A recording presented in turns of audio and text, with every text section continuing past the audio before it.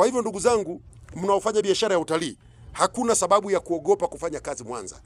Mimi nategemea katika kipindi kifupi tukija Mwanza hapa tuone ofisi na makampuni makubwa ya utalii yamekuja kuwekeza. Watu waingie kwenye hii meli.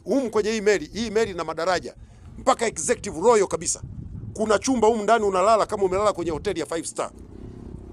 Unatalii, unapunguza stress. Siku hizi kuna matatizo ya afya ya akili. Njoo usafiri na meli. Unakula zako meli, unatoka zako hapo, unakwenda Bukoba, utakwenda Kisumu, utakwenda Port Bell huko, utakwenda wapi, unazunguka. Unakula maisha ndani ya hii meli. Utalala, utakunywa, utalala, utaamka.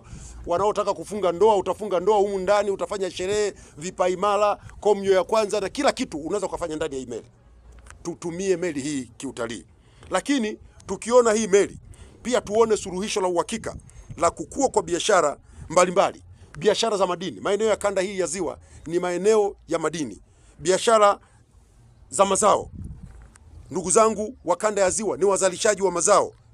Pamba, mazao ya mifugo, nyama, samaki, maziwa. Lakini pia hili ni eneo ambalo kibiashara liko kimkakati.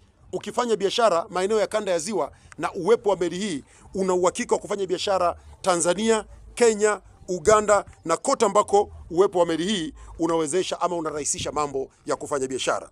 Nchi za DRC, Sudani Kusini, Rwanda na Burundi, kwa tunaweza kufanya kazi. Kwa hiyo naomba watu mbalimbali wenye mipango ya uwekezaji, wenye biashara, iangalieni hii meli kimkakati. Serikali itasikitika sana baada ya uwekezaji huu wa zaidi ya shilingi bilioni 123.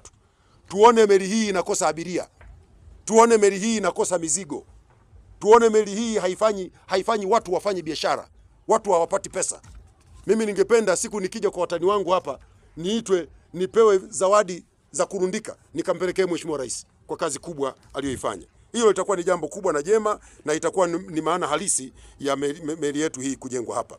Kama nilivyosema, Mwanza ni mkoa wa kimkakati na sisi kama nchi tunauona kama kitovu cha biashara kwa nchi jirani za Uganda, Kenya, Rwanda, Burundi na Jamhuri ya Kidemokrasi ya Kongo.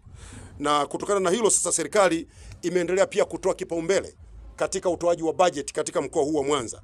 Naomba kuwapa takwimu chache.